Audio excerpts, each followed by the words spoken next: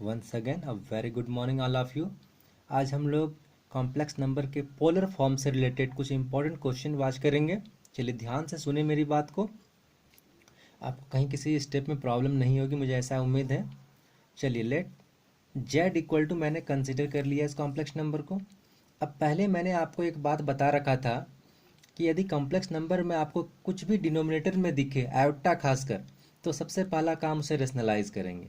क्यों? चूंकि उसे हमें स्टैंडर्ड फॉर्म में कन्वर्ट करना रहता है, तो रेशनलाइज किया मैंने यहाँ पे। ठीक है, रेशनलाइज करने के बाद अब हम लोग क्या करते हैं, ऊपर पार्ट को मल्टीप्लाई, नीचे पार्ट को मल्टीप्लाई। तो रेशनलाइज करने का एक बेनिफिट क्या होता है, नीचे हमारा a plus B into A minus B, that is A square minus B square formula already मिल जाता है। तो जस्ट अपर पार्ट मैंने लिख दिया -16 इंटू दिस, और नीचे A square minus B square, A square one one square one रह गया, एटा स्क्वायर -1, और ये पहले माइनस मिलकर प्लस बन गया, और √3 का स्क्वायर 3, 1 + 3 4, और इस 4 से -16 कैंसिल हो जाएगा, तो -4 1 माइनस आयोटा √3 मिल चुका हमारा। अब इस ब्रैकेट को रिमूव कर दीजिए, तो -4 प्लस आयोटा 4√3 मिल चुका। अब एक बात बताइए, ये आपका स्टैंडर्ड फॉर्म मिल चुका है यहाँ पे। अब स्टैंडर्ड फॉर्म ये देखिए, हम लोग उसको ऐसे लिखते हैं ना, Z equal to X plus iota व स्टैंडर्ड फॉर्म। जी हाँ, तो इस फॉर्मेट पे है हमारा, ये रियल पार्ट, ये इमेजनरी पार्ट ये। अब इस क्वेश्चन में हमें फाइंड करना है, कन्वर्ट पोलर फॉर्म पे फाइंड करना है। तो पोलर फॉर्म क्या होता है? पोलर फॉर्म मैंने आपको पहले बताया था, ये Z equal to R cos theta plus iota sine theta, ये हमारा पोलर फॉर्म होता है। ठीक है, इसमें थीटा फाइंड करना सबसे इंपॉर्टेंट है, आर की भी रिक्वायरमेंट है। R equal to modulus Z होता है। जस्ट आप मॉडुलस फाइंड कर लीजिए, मतलब आपने आर फाइंड कर लिया। तो मॉडुलस कैसे निकालते हैं? अंडर रूट रियल पार्ट का स्क्वायर प्लस इमेजनरी पार्ट का स्क्वायर। तो रियल पार्ट -4 है और इमेजनरी पार्ट 4√3 है आपका, तो निकल गया कैलकुलेशन करके। ये -4 का स्क्वायर हो गया 16, और 4√3 का स्क्वायर हो गया 48, तो 8 मिल चुका हमारा मॉडुलस। अब नाउ अल्फा थीटा फाइंड करना बहुत इंपॉर्टेंट है इसमें, पोलर फॉर्म में। तो इसके लिए मैंने एक फार्मूला बताया था आपको। सबसे पहले आप Z X plus iota Y, तो अल्फा फाइंड कीजिए। अल्फा क्या होता है? Tan inverse modulus Y by X. Y है आपका इमेजनरी पार्ट और एक्स है आपका रियल पार्ट। तो मैं यहाँ निकाल रहा हूँ, alpha equal to tan inverse modulus 4√3/-4। 4√3 ये क्या है आपका? ये आपका y का वैल्यू है, और -4 क्या है? ये आपका x का वैल्यू। देखिए 4 4 कैंसिल हो गया, और माइनस भी मैंने रिमूव कर दिया क्योंकि हमारे पास यहाँ मॉडुलस में है, तो उसे पॉजिटिव वैल्यू लिया।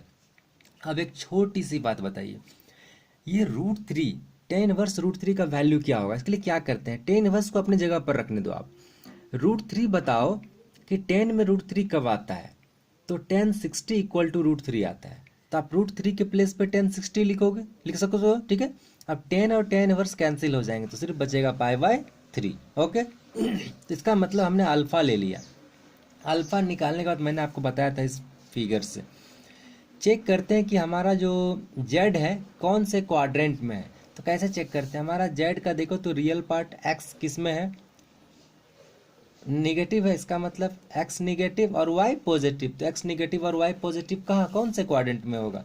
एक्स निगेटिव इधर और वाई पॉजिटिव, मत कहने का मतलब ये सेकंड क्वाड्रेंट में। सेकंड क्वाड्रेंट में theta equal to pi minus alpha, ये फार्मूला मैंने आपको पहले पढ़ाया है। Just put also Z is in second quadrant, so theta equal to pi minus alpha. Pi अपने जगह पर, और अल्फा का वैल्यू अभी जस्ट π/3 फाइंड किया, पुट कर दिया, थीटा मिल गया। उसके बाद रिक्वायर्ड पोलर फॉर्म क्या हो जाएगा? रिक्वायर्ड पोलर फॉर्म उसके बाद Z equal to R cos theta plus iota sine theta. R का वैल्यू 8 आपने जस्ट फाइंड किया था थोड़ी देर पहले, अब बस पुट कर दीजिए कॉस थीटा का 2π/3। अब इसे बस इसी स्टेप में छोड़ देना ही, आपका रिक्वायर्ड पोलर फॉर्म हो गया आपका, कोई प्रॉब्लम नहीं। आगे चलता हूँ, यहाँ भी पोलर फॉर्म फाइंड करना। यदि जेड इक्वल टू -3 दिए हुए हैं, जेड इक्वल टू 2i दिए हुए हैं, तो कन्वर्ट इन पोलर फॉर्म कैसे फाइंड करते हैं, बहुत important. A equal to Z, इससे सबसे पहले स्टैंडर्ड फॉर्म में लिखा है मैंने, -3 + 0 आयोटा लिख सकता हूँ मैं इसे, क्योंकि फार्मूला क्या होता है स्टैंडर्ड फॉर्म का? x प्लस आयोटा वाई, लिख दिया। अब पोलर फॉर्म के लिए आपको आर फाइंड करने, आर मतलब मॉडुलस है, इसका मॉडुलस निकालोगे तो रियल पार्ट का स्क्वायर प्लस इमेजनरी पार्ट का स्क्वायर, इमेजनरी पार्ट तो 0 है इसका, तो 3 मिल गया। अब फिर अल्फा इक्वल टू, अभी जस्ट आपने देख रखा था, जस्ट मैंने लिखाया था tan inverse Y by X under modulus, तो मैं यूज़ कर रहा हूँ tan inverse Y by X. तो वाई का वैल्यू है तो 0 है आपका यहाँ पे, it means tan inverse zero. अब एक बात बताओ, टेन का वैल्यू जीरो कब कब आता है? तो टेन यदि यहाँ से ये थीटा ऐसे मूव करेगा तो टेन जीरो पर भी जीरो मिलता है और टेन पाई पर भी जीरो मिलता है ना। आपके पास कंफ्यूजन है, आप यहाँ जीरो रखोगे या पाई रखोगे, आप कोई बात नहीं, कंफ्यूजन तुरंत दूर हो जाएगी आपकी। तो इसलिए मैंने दोनों वैल्यू ले लिया, जीरो भी ले लिया कॉमा पाई भी ले लिया, ये दोनों में से कोई एक तो आएगा ही। चलिए आगे मूव करते हैं। अच्छा, आगे 2 पाई क्यों नहीं लिया, 3 पाई क्यों नहीं लिया? इसके पीछे रीजन है, क्योंकि हम लोग जो थीटा का वैल्यू लिखते हैं वो आपका माइनस पाई से पाई के बीच ही लिखते हैं, ठीक है, उससे आगे नहीं बढ़ सकते हम लोग, इसीलिए आगे बढ़ते हैं। क्या है, but Z lies in left half plane. ये लेफ्ट हाफ प्लेन क्या होता है देखते हैं यहाँ से।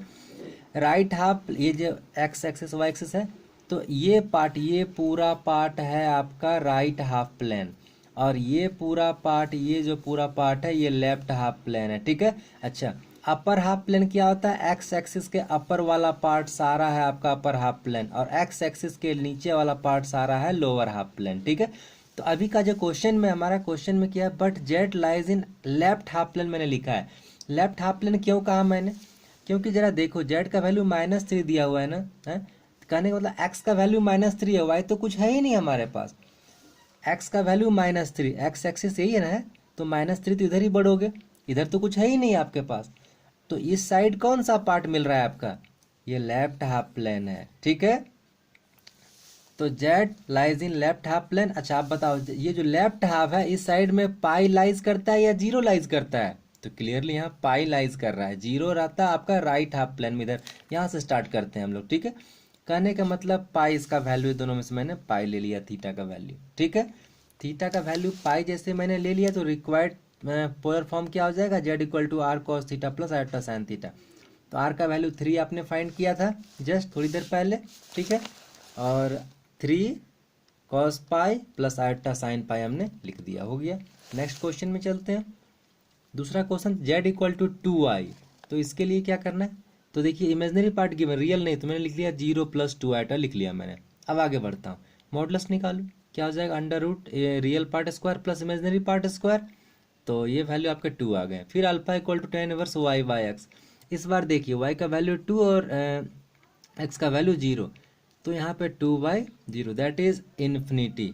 अब आपको पता है tan इन्फिनिटी का वैल्यू हम लोग क्या लिखते हैं, मतलब tan इन्फिनिटी पर क्या वैल्यू देता है? π/2 वैल्यू लिखते हैं हम लोग, ठीक है। तो यहाँ पे इन्फिनिटी जगह लिख सकते थे हम लोग tan π/2, और tan कैंसिल हो जाता, सिर्फ बचता π/2 हमारा, तो मैंने लिख लिया π/2। अब बताओ जेड हमारा कौन से क्वाड्रेंट में लाइज कर रहा है, कहाँ लाइज कर रहा है? अब तो जरा देखो, यहाँ पे रियल पार्ट तो कुछ है ही नहीं, इमेजनरी पार्ट है और वो भी पॉजिटिव है। तो इमेजनरी पार्ट और वो भी पॉजिटिव, तो इधर ही चलेगा ना, क्योंकि यहाँ माइनस साइन तो नहीं है, माइनस होता तो नीचे जाता। अब ये वाई एक्सिस का अपर वाला पार्ट शो कर रहा है, अपर वाला पार्ट कैसा होगा? अपर हाफ प्लेन होगा। अपर हाफ प्लेन में जरा बताओ, यहाँ π/2 आएगा या फिर तो 3π/2 आएगा? ऑब्वियसली ये π/2 आएगा यहाँ पे, ठीक है। तो कहने का मतलब इसके लिए जो हम लोग लिखेंगे थीटा का value, that will be π/2। Okay, आप समझ पाए होगे ना। Hence required polar form is R का वैल्यू 2 फाइंड किया है, कॉस थीटा, थीटा का वैल्यू π/2 प्लस आयोटा साइन π/2 हमने फाइंड किया, और ये हमारा सॉल्यूशन क्लियर हुआ। आई थिंक आपको सारी बात समझ में आई होगी। स्टिल कहीं प्रॉब्लम हो तो please you will comment it. Okay, thank you, have a nice day.